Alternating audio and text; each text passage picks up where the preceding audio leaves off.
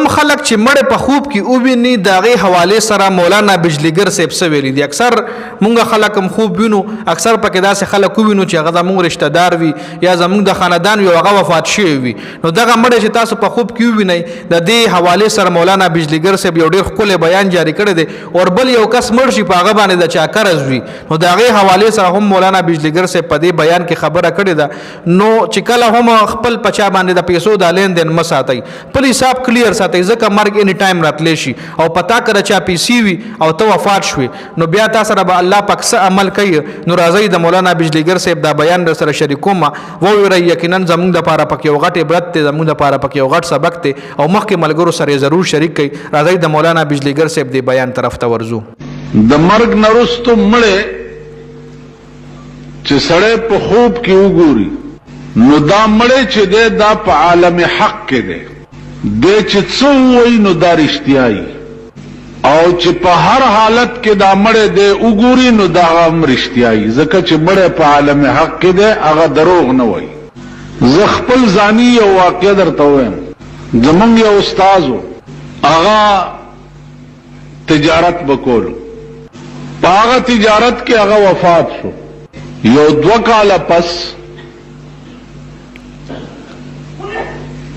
ما خوب کې ولیده چې ما ته هغه په خوب کې وایي چې بچیا زما حساب په 2 کاله کې خلاص شو، خو صرف په 500 روپو کې راګیرې ما په سوات کې فلانه نامه ده، داغه ما باندې 500 روپے قرض ده.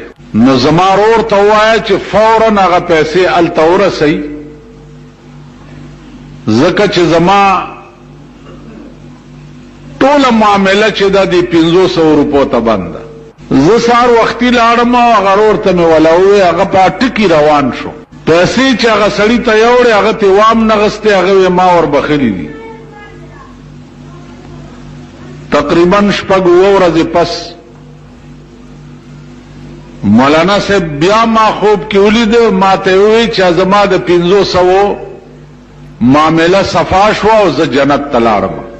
نو عرض مې دا و چې مړی چې دی دا په عالم حق کې وي، او چې هر څنګه یې وګورې نو هغه صحیح وي. بعضې وخت کې بعضې خلقو ته رؤیت د رسول الله صلی الله علیه وسلم په خوب کې وشي، نو هغه